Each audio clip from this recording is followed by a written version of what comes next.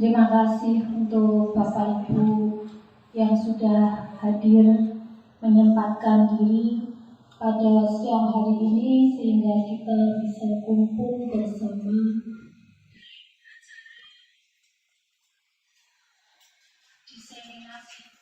diseminasi paradigma pendidikan Ki Hajar Dewantara. Susunan acara pada siang hari ini yang pertama adalah pembukaan. Marilah pada siang hari ini kita awali bersama-sama dengan membaca basmalah. Bismillahirrahmanirrahim. Mudah-mudahan sampai selesai acara diberi kelancaran. Amin. Yang kedua, menyanyikan lagu Indonesia Raya. Ada tugas mengenalkan diri dan seluruh hadirin di belakang tadi.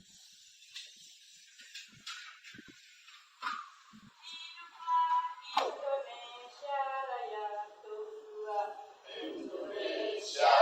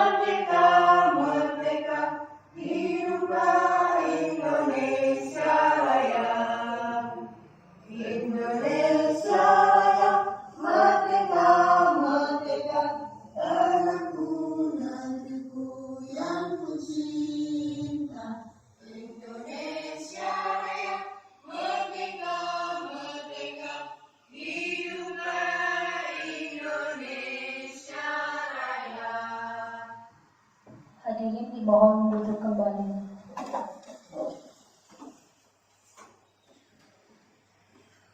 Acara selanjutnya sambutan dari Bapak Kepala SD Negeri 04 Bantar Bolang. Kepada beliau dipersilahkan.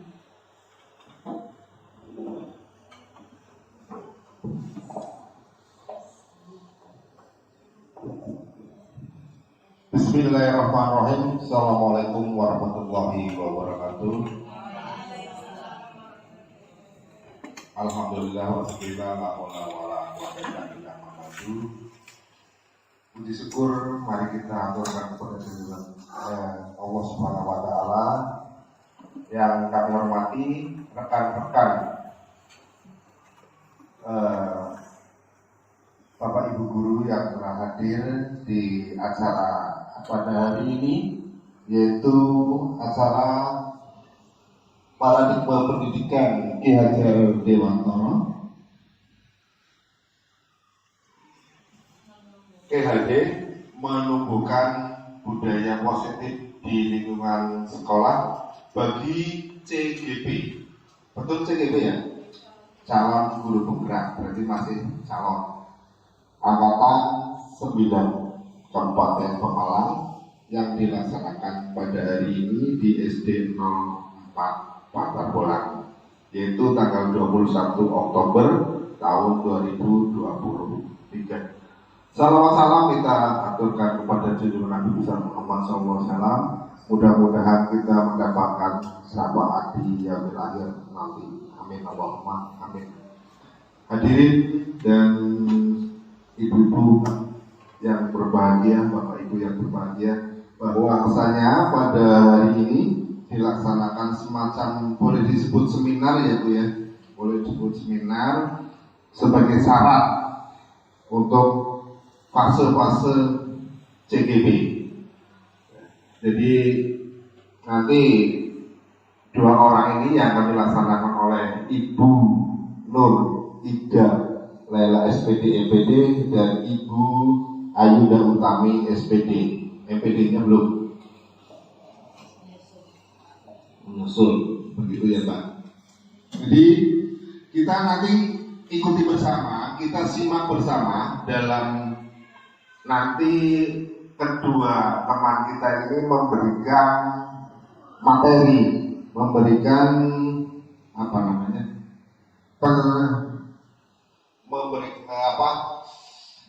memaparkan materi. Kita ikuti bersama. Nanti ada juga sesi tanya jawab. Dipersilakan kepada hadirin, teman-teman, ibu-ibu, bapak ibu semuanya untuk mengikuti dari awal sampai akhir.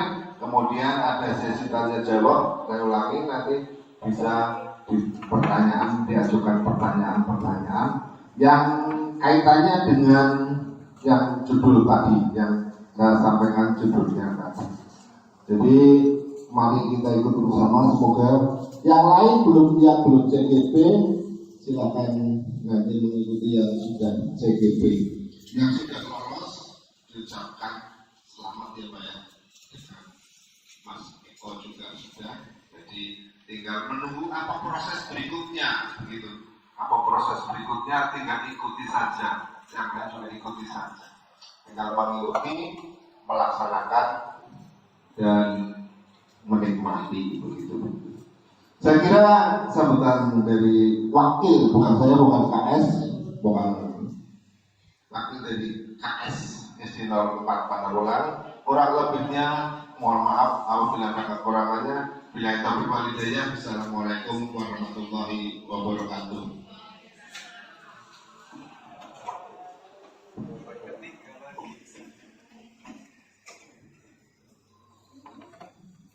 Acara selanjutnya pemaparan sesi pertama paradigma pendidikan Ki Hajar Dewantara, nilai, peran, dan visi guru dalam mewujudkan merdeka belajar di sekolah oleh Ibu Ayuda Utami.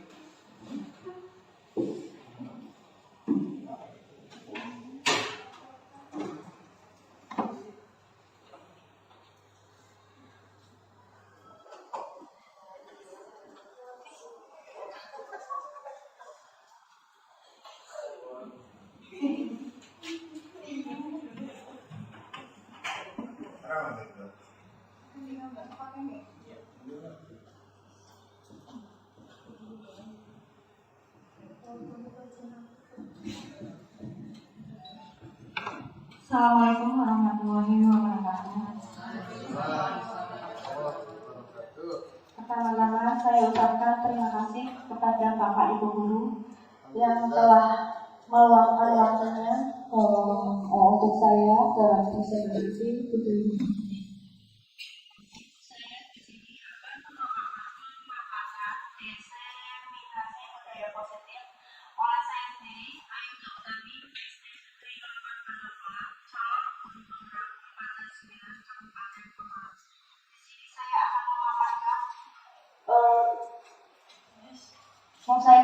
Saya akan memaparkan ilmu yang sudah saya peroleh selama belajar modul 1 setelah mengikuti guru penggerak.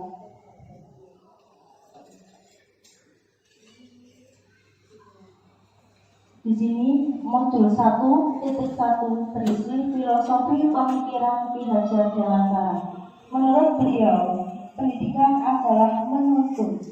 Menuntut di sini mempunyai arti segala kekuatan kodrat yang ada pada anak agar mereka dapat mencapai keselamatan dan kebahagiaan sejatinya. Yang kedua, guru ibarat petani. Jadi kita di sini sebagai guru itu ibarat petani. Sekolah ibarat lahan, murid ibarat benih. Petani hanya dapat menuntun tumbuhnya benih dengan merawatnya. Di sini kita tidak boleh memaksa anak. Berarti anak itu ibaratnya itu benih. Benih jagung ya tumbuhnya jagung. Benih padi yang kita tanam tumbuhnya juga apalagi padi juga.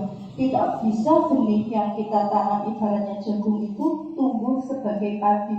Di sini guru hanya merawat bagaimana agar benih itu tumbuh berkualitas unggul. Terus pendidikan menghamba pada murid. Di sini dimaksudkan menghamba itu bukan berarti menghamba makna konotatif gitu. Pendidikan menghamba pada murid itu mempunyai arti pendidikan harus berpihak pada murid sesuai dengan minat, bakat, dan kemampuan anak. Menghamba pada murid berarti harus berpihak pada murid. Berpihak pada murid itu menuntun sesuai kodrat yang telah dimiliki anak tersebut. Selanjutnya, eksplorasi konsep pembelajaran 1.1 disiplin positif dan nilai-nilai kebijakan universal. Apa makna disiplin? Berdasarkan berasal dari bahasa Latin disiplina yang artinya belajar. Makna asal dari kata ini berkonotasi dengan disiplin diri dari murid-murid Socrates dan Plato. Disiplin ini membuat orang menggali potensinya menuju sebuah tujuan apa yang dia hargai. Namun dalam budaya kita, makna kata disiplin telah berubah menjadi sesuatu yang dilakukan seorang pada orang lain untuk mendapatkan kepatuhan. Kecenderungan umum adalah menghubungkan kata disiplin dengan ketidaknyamanan, bukan dengan apa yang kita hargai atau pencapaian suatu tujuan mulia. Nilai-nilai kebajikan universal. Nilai-nilai kebajikan universal adalah sifat-sifat positif manusia yang merupakan tujuan mulia yang ingin dicapai setiap individu. Nilai-nilai tersebut bersifat universal dan lintas bahasa, suku bangsa, agama maupun latar belakang. Tiap perilaku atau perbuatan memiliki satu tujuan. Ini dikutip dari Dr. William Glasser pada teori kontrol 1984. Dengan mengaitkan nilai-nilai kebajikan yang diyakini seorang makna, maka motivasi intrinsiknya akan terbangun sehingga mengembangkan potensi dalam untuk dapat mencapai tujuan mulia yang diinginkan. Nilai-nilai kebajikan yang ingin dicapai oleh setiap anak Indonesia kita kenal dengan profil pelajar Pancasila. Di sini ada 5 profil pelajar Pancasila. Bapak Ibu di sini sudah menghafal lagu profil pelajar Pancasila? Sudah. Yuk coba kita nyanyikan bersama. Pelajar Pancasila beriman dan bertakwa pada Tuhan yang Esa dan berakhlak mulia, berkebinekaan global, gotong royong mandiri, kreatif dan bernalar kritis. Nah di sini dalam profil pelajar Pancasila kita mempunyai nilai-nilai kebajikan ada 5. Yang pertama, beriman bertakwa kepada Tuhan Yang Maha Esa dan berakhlak mulia. Berikutnya, mandiri, bernalar kritis, berkebinekaan global, gotong royong, serta kreatif. Apa makna? Terus berikutnya, modul 1.2, teori motivasi hukuman dan penghargaan, restitusi. Teori motivasi perilaku manusia. 1. Untuk menghindari ketidaknyamanan atau hukuman. Apa yang akan terjadi apabila saya melakukannya? Itu termasuk motivasi eksternal. Yang kedua, untuk mendapatkan imbalan dari orang lain. atau institusi, apa yang akan saya dapatkan apabila saya melakukannya. Itu juga masuknya motivasi eksternal. Terus berikutnya, untuk menghargai diri sendiri. Saya akan menjadi orang yang seperti apa bila saya melakukannya. Itu termasuk tujuan disiplin positif. Merdeka menurut Ki Hajar Dewantara. Merdeka itu artinya tidak hanya terlepas dari perintah, akan tetapi juga cocok buat memerintah diri sendiri. Selanjutnya, apa itu restitusi? Restitusi adalah proses menciptakan kondisi bagi murid untuk memperbaiki kesalahan mereka, sehingga mereka bisa kembali pada kelompok mereka dengan karakter yang lebih kuat. Restitusi juga merupakan proses kolaboratif yang mengajarkan murid untuk mencari solusi untuk masalah mereka dan membantu murid berpikir tentang orang seperti apa yang mereka inginkan, tujuan mulia, yang bagaimana mereka harus memperlakukan orang lain. Nanti di sini saya tayangkan sebuah video tentang praktek segitiga restitusi yang telah saya laksanakan kemarin di kelas 2. 9 ciri-ciri restitusi. 1. Bukan untuk menebus kesalahan, namun untuk belajar dari kesalahan. Yang kedua, memperbaiki hubungan. 3. Tawaran, bukan paksaan. Yang keempat, restitusi, menuntut untuk melihat ke dalam diri. Restitusi mencari kebutuhan dasar yang mendasari tindakan. Yang keenam, restitusi diri adalah cara yang paling baik. Yang ketujuh, restitusi fokus pada karakter bukan tindakan. Yang kedelapan, restitusi fokus pada solusi. Berikutnya, restitusi mengembalikan murid yang berbuat salah pada kelompoknya. Keyakinan kelas. Jadi di sini yang dimaksud keyakinan kelas itu dalam suatu kelas mempunyai keyakinan kelas. Keyakinan dengan peraturan kelas itu berbeda, karena peraturan kelas itu berarti peraturan yang sudah dibuat dan harus dipatuhi. Tetapi di sini keyakinan kelas itu dibuat berdasarkan kesepakatan bersama dalam suatu kelas tersebut, dan itu berisikan tindakan-tindakan positif yang ada di kelas.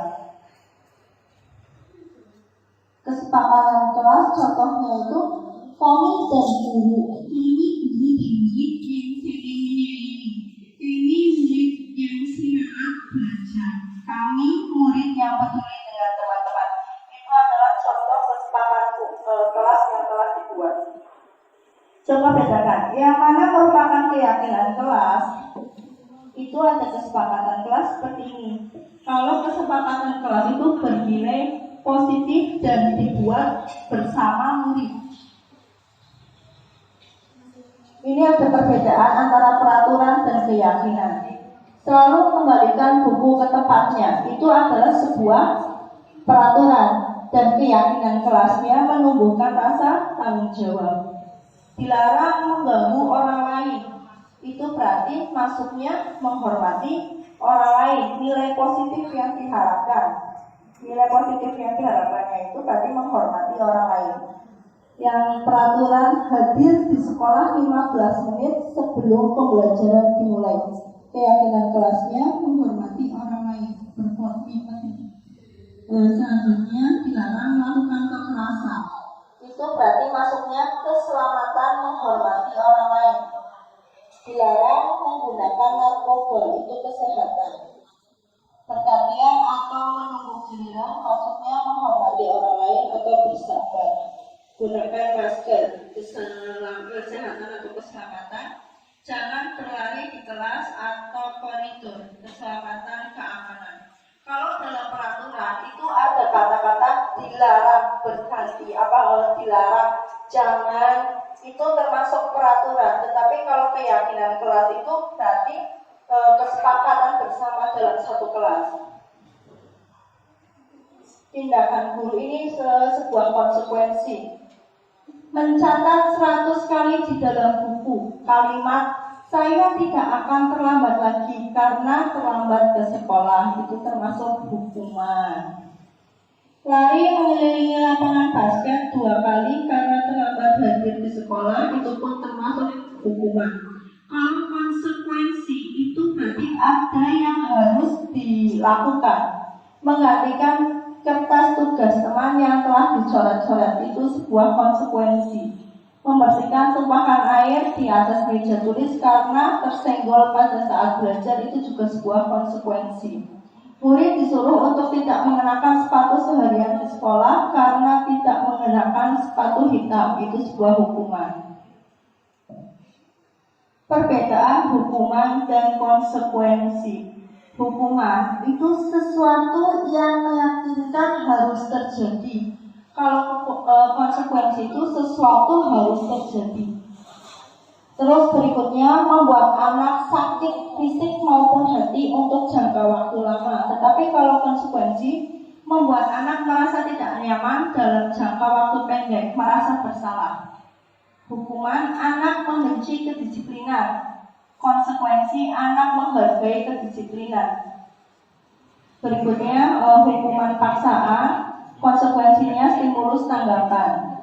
Mendorong anak menyakiti diri sendiri.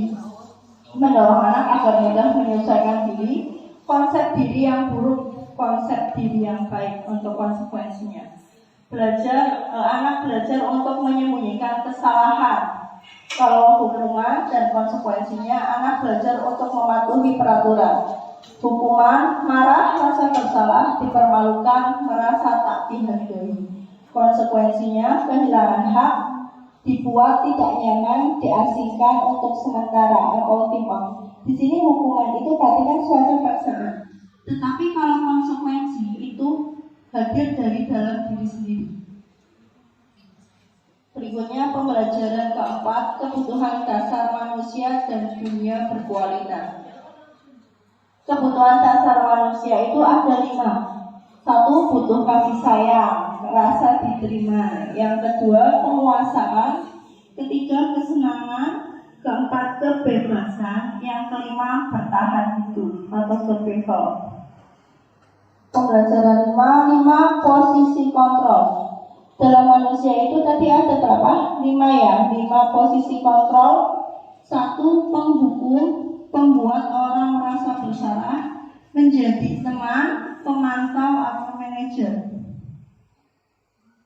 Saya kecewa, ini ada sebuah pertanyaan untuk meyakinkan posisi kita. Saya kecewa sekali dengan kamu, perbuatan orang merasa bersalah. Kamu tidak pernah sadar melakukannya, itu berarti sebagai penghukum. Ayolah, lakukan demi ibu atau bapak, berarti kita bertindak sebagai teman di sini untuk murid kita. Apa kamu mau mendapatkan stiker bintang hari ini? Itu berarti kita sebagai pemantau. Bagaimana kamu bisa menyelesaikan masalah ini sebagai manajer? Kamu selalu yang paling terakhir. Itu kalimat seperti itu berarti sebagai penghukum. Ini ada sebuah segitiga restitusi. Pertama itu dalam segitiga restitusi ada menstabilkan identitas, validasi kebutuhan, yang terakhir menanyakan keyakinan. Nanti lebih jelasnya saya akan menanyakan sebuah video untuk membuat anak yang merasa gagal karena berbuat salah menjadi positif terhadap dirinya. Yang pertama kita lakukan adalah menstabilkan identitas. Guru berkata, berbuat salah itu hal yang manusiawi, tidak ada manusia yang sempurna. Bapak Ibu juga pernah berbuat salah, kita pasti bisa menyelesaikan permasalahan ini. Bapak Ibu tidak tertarik untuk mencari tahu siapa yang benar, siapa yang salah. Bapak Ibu lebih tertarik untuk menyelesaikan masalah. Kalau kamu menyalahkan dirimu sendiri terus-menerus, apakah kamu bersikap baik pada dirimu sendiri? Itu sebuah pertanyaan untuk menstabilkan identitas dalam memecahkan masalah menggunakan segitiga restitusi. Membantu siswa menggali basic kebutuhan yang ingin dipenuhinya ketika melakukan kesalahan itu. Pada dasarnya, setiap tindakan manusia tujuannya adalah memenuhi basic needs atau apakah itu power, freedom, love, atau belonging. Berarti apakah itu kekuatan, cinta, dan kesenangan ataupun pertahanan diri.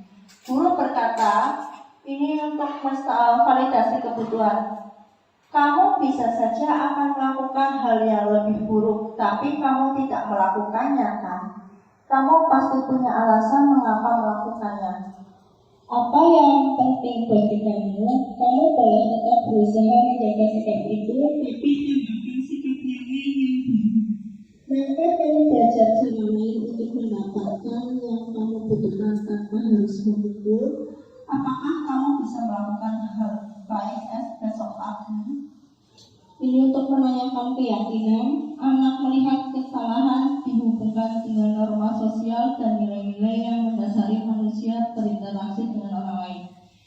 Kata-katanya guru, apa nilai yang kita percaya di kelas? Ini untuk menanyakan keyakinan kelas yang kita buat. Nilai-nilai universal apa yang telah disepakati? Kelas ideal itu seperti apa? Kamu ingin jadi anak seperti apa? Apa yang kamu rasakan ketika kamu melakukan itu? Kamu menjadi orang yang seperti apa? Terima kasih. Berikut ini adalah video segitiga restitusi yang telah saya buat.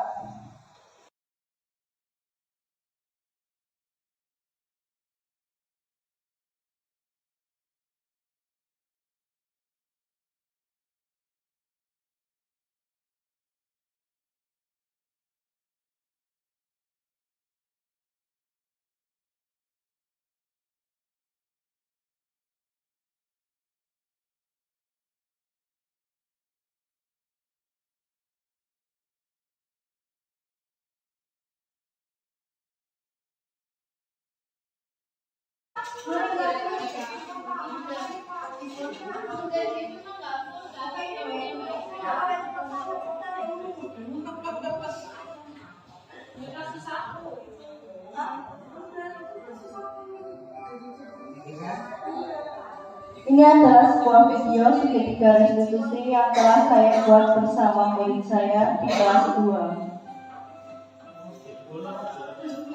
Ya, itu LCD-nya.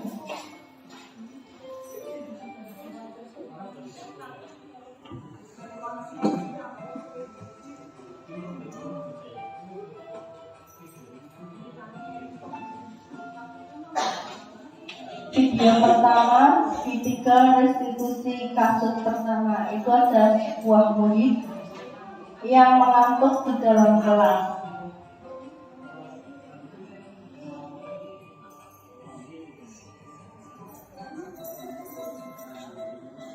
Dalam pembelajaran, satu siswa mengantuk di dalam kelas, nanti gurunya mempertanyakan keyakinan kelas juga.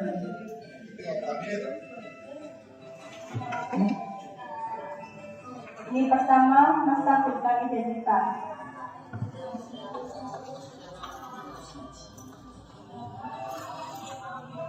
Menanyakan alternatif bahasa.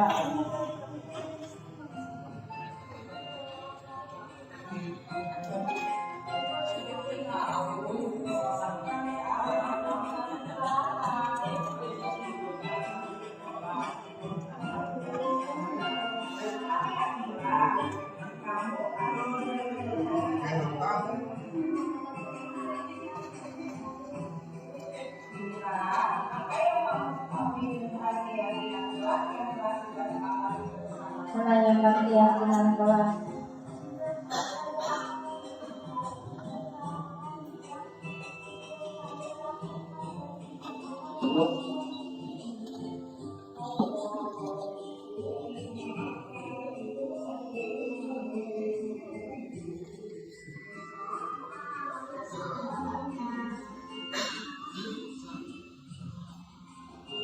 Ini tanggapan murid dalam kasus yang pertama.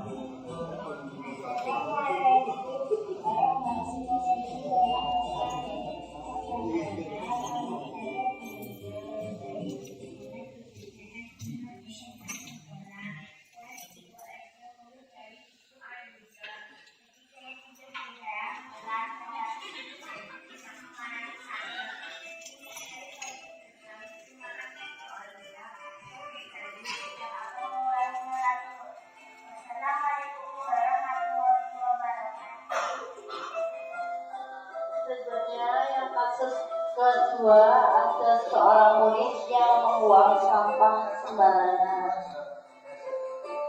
Ini skenarionya.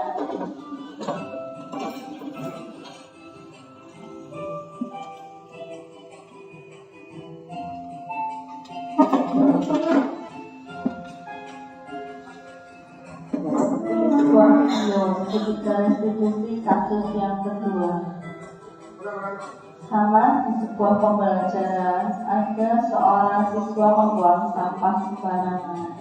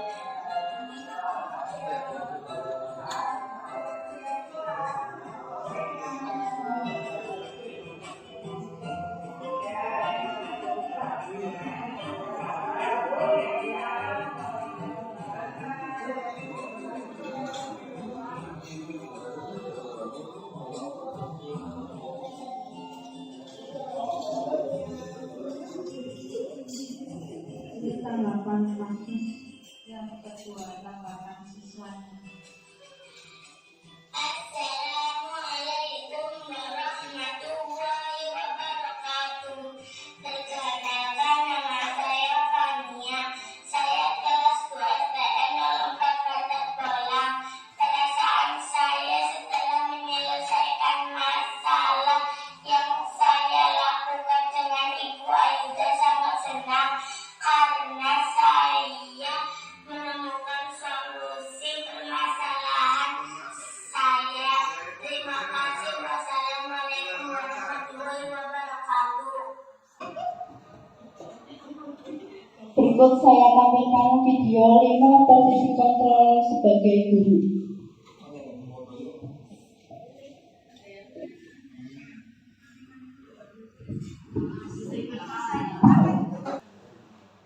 Ngomong langsung senang.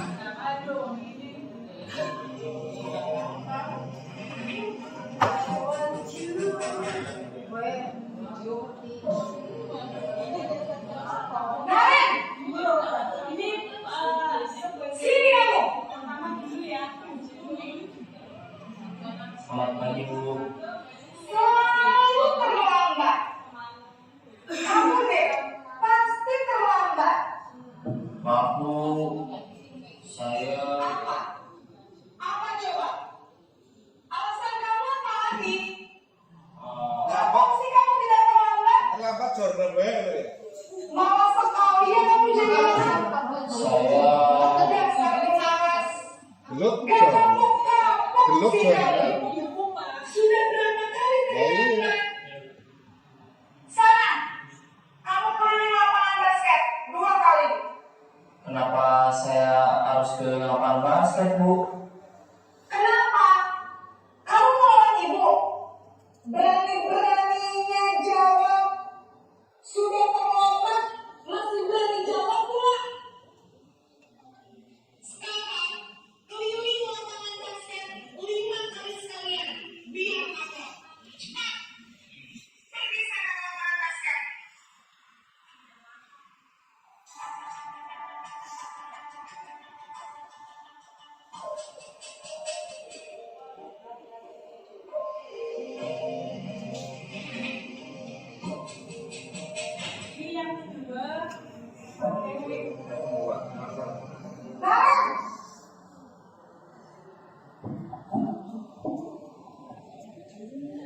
Selamat pagi, Bu. Naren, kamu kenapa terlambat lagi, nak? Ya Tuhan, Naren, kamu senang ya bikin ibu susah ya? Kalau kamu terlambat lagi, nanti ibu yang ditegur dengan kepala sekolah, nak. Disangka ibu tidak bisa membina kamu.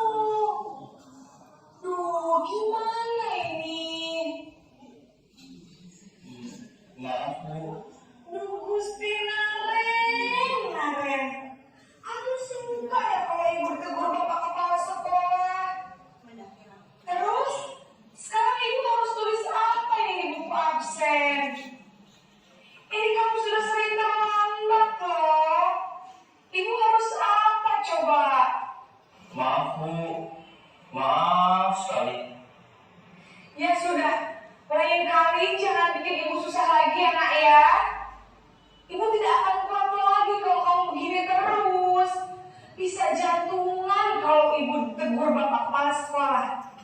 Sana cepat ke kelas. Maaf ya Bu, maaf sekali.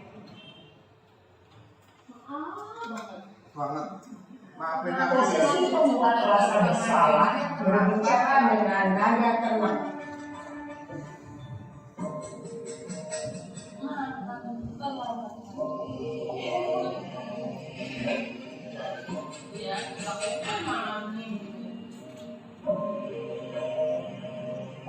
Dilihat nadanya ya Bu.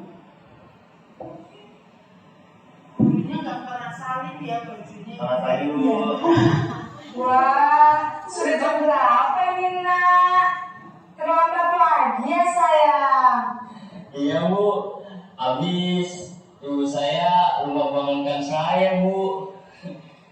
Kamu malah menyalahkan ibu kamu. Kamu bukannya anak yang larinya paling kencang. Kok terlambat sih? Iya Bu, saya memang terlambat bangun tadi. Jadi biarpun saya lari kencang, tetap gak kejar Bu. Ya sudah sana. Nanti lain kali larinya lebih kencang lagi ya. Biar gak terlambat lagi. Bikin senang ibu demi ibu. Bisa kan? Bisa lah Bu. Ya sudah sana masuk kelas. Ibu beresin urusan absen kamu. Kamu ini ada-ada saja.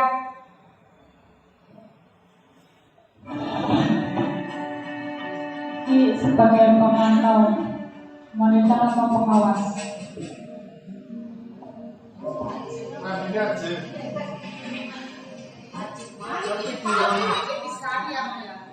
Iya kan?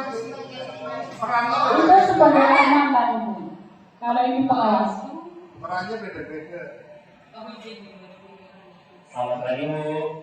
Nah Ren, apa peraturan sekolah kita tentang jam berapa kita harus masuk sekolah nak?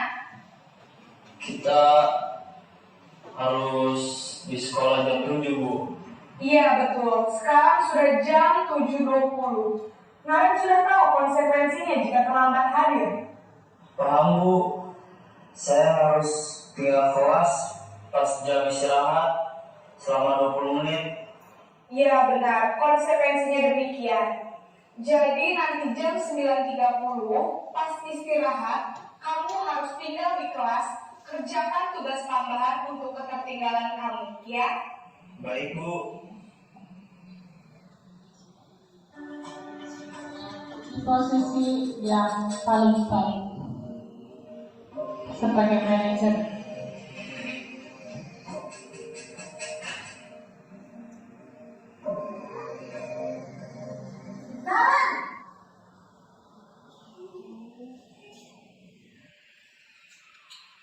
Selamat pagi Bu.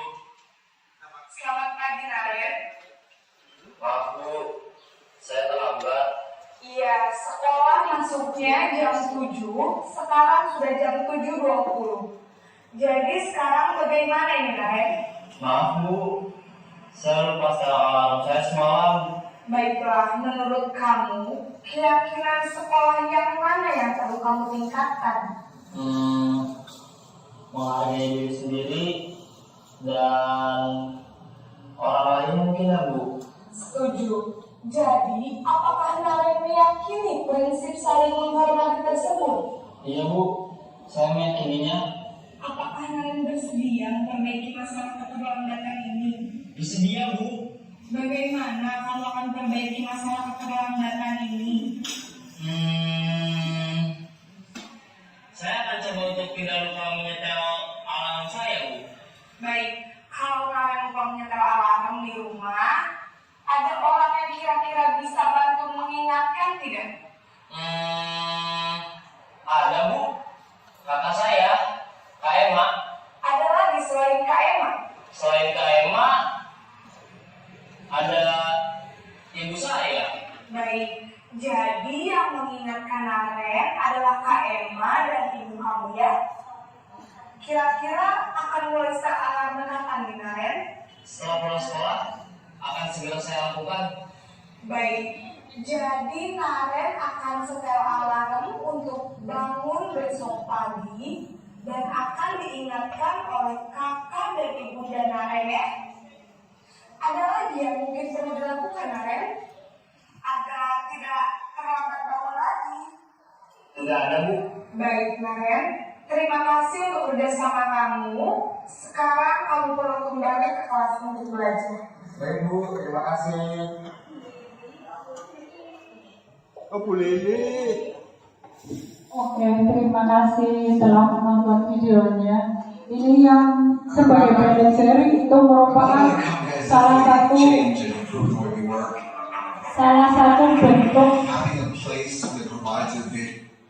satu bentuk dari penanganan segitiga restitusi yang tadi, ya. Di situ ini dari penanganan segitiga restitusi itu dampaknya pada anak yang pertama itu murid menjadi lebih kuat secara pribadi. Ini yang penanganan yang untuk restitusi. Kemudian membuka wawasan murid agar bisa menyelesaikan masalahnya sendiri. Kemudian yang ketiga yaitu murid menjadi percaya diri, mandiri, dan merdeka. Demikian pemaparan dari saya.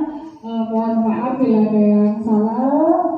Terima kasih. Assalamualaikum warahmatullahi wabarakatuh. Kami kembalikan ke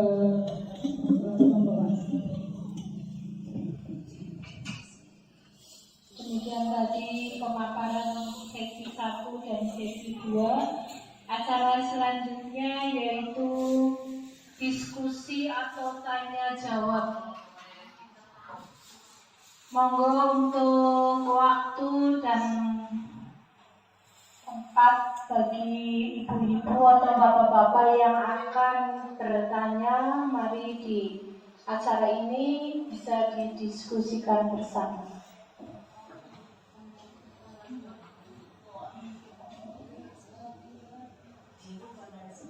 Monggo, apakah ada yang mau bertanya? Oh, ya, Mbak Febi, silakan.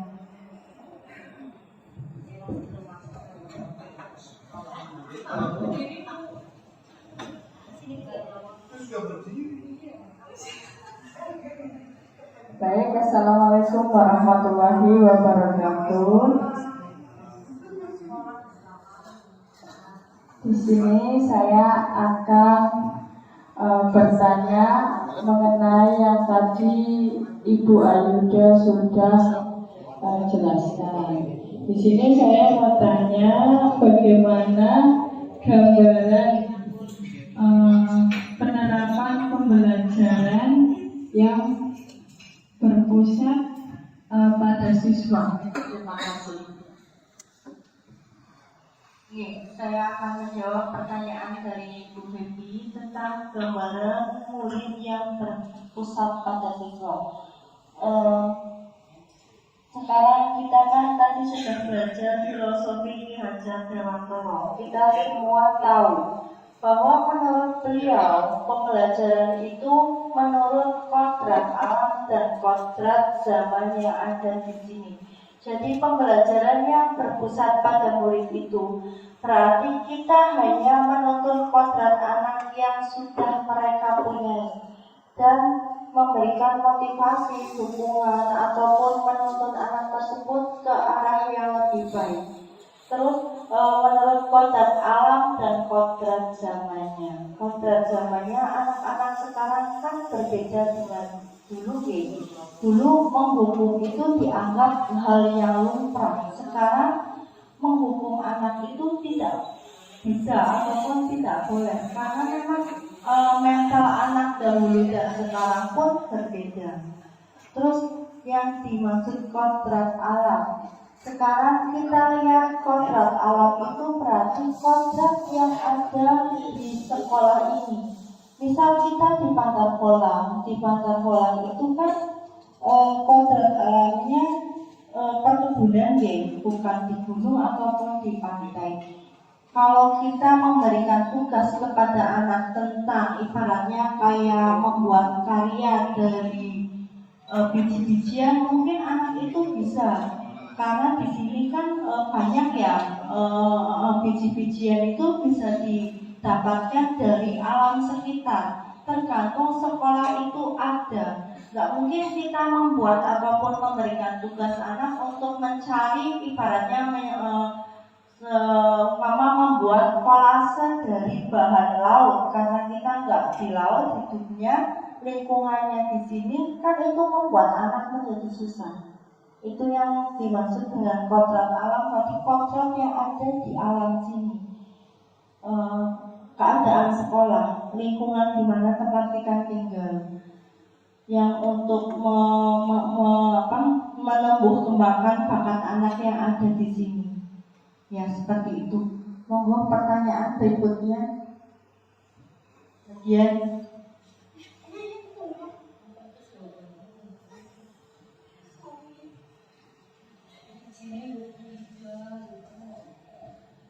Terima kasih atas kesempatannya. Assalamualaikum warahmatullahi wabarakatuh.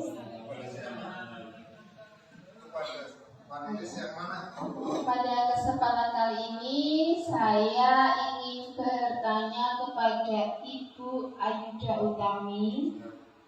Tadi saya sangat tertarik sekali dengan video yang sudah dipaparkan Ibu Ayuda Utami tentang penerapan segitiga restitusi. Nah, yang ingin saya tanyakan, sebelum Ibu Ayuda mengikuti kegiatan pendidikan guru penggerak, apakah Ibu Ayuda sudah melaksanakan segitiga restitusi? Kemudian setelah Ibu Ayuda tadi membuat video tentang penerapan segitiga restitusi, bagaimana perasaannya Ibu Ayuda dan dampaknya bagi baik Ibu Ayuda sendiri maupun siswa. Itu saja pertanyaan dari saya. Terima kasih.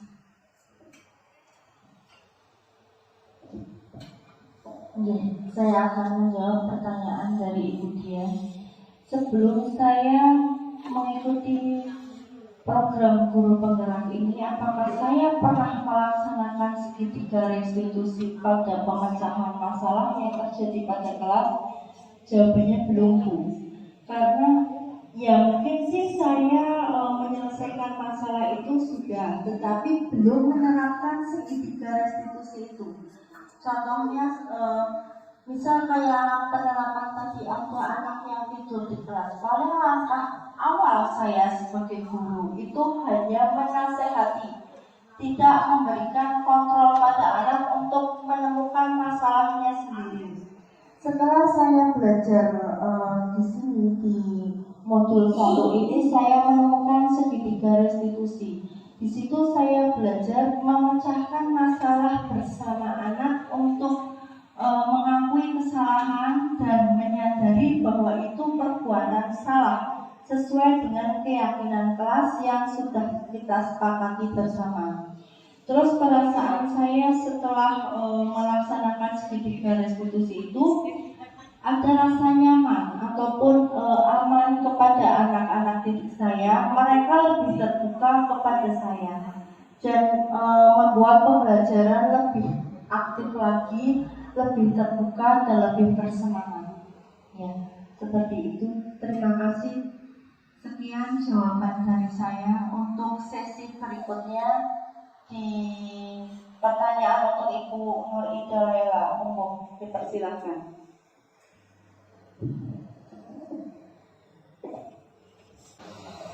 Terima kasih.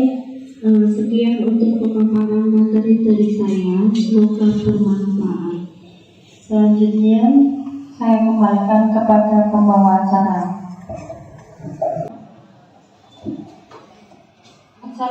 Acara selanjutnya yaitu refleksi kegiatan oleh Kepala Sekolah SD 04 Bantar Bulan. Pada beliau dipersilakan.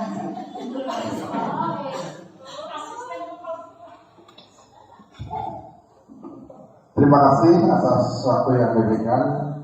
Dari pemaparan tadi bisa kita simak bersama, bisa kita simpulkan bersama bahwa paradigma pendidikan atau paradigma merdeka belajar itu beda dengan paradigma pendidikan yang lalu. Terbukti dari pemaparan tadi, ada masalah pasti ada solusinya begitu. Jadi bagaimana kita mengimplementasikan kepada kegiatan kita setiap hari nanti bisa kita laksanakan bersama-sama. Penerapannya bisa kita sinabukan, dilaksanakan sesuai dengan merdeka belajar yang telah kita ketahui bersama. Oh ternyata sudah berubah, padahal tidak ada perubahan, cuma pengembangan secara teori dari konsep dasar KHD, pendidikan menurut KHD, yaitu Ki Hajar Dewantara. Jadi ada 4 pertanyaan dari rekan-rekan semuanya, para peserta semuanya, dan telah dijawab, dan memang itu semestinya yang harus kita lakukan bersama. Demikian refleksi pada hari ini. Semoga pertemuan pada hari ini ada manfaatnya bagi kita semua. Kita bisa meningkatkan kinerja kita dalam hal KBM di sekolah dan di kelas masing-masing, baik secara pribadi maupun secara institusi. Terima kasih. Assalamualaikum warahmatullahi wabarakatuh.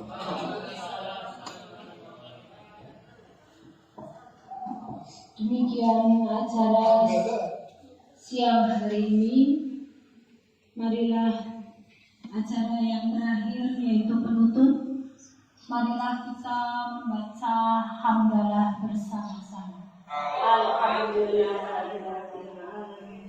Semoga Bapak Ibu untuk snack dan makannya bisa dicicipi atau bisa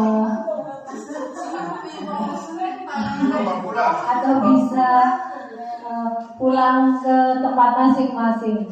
Matur nuwun sedaya rawuhipun. Wabillahi taufiq wal hidayah. Wassalamualaikum warahmatullahi wabarakatuh.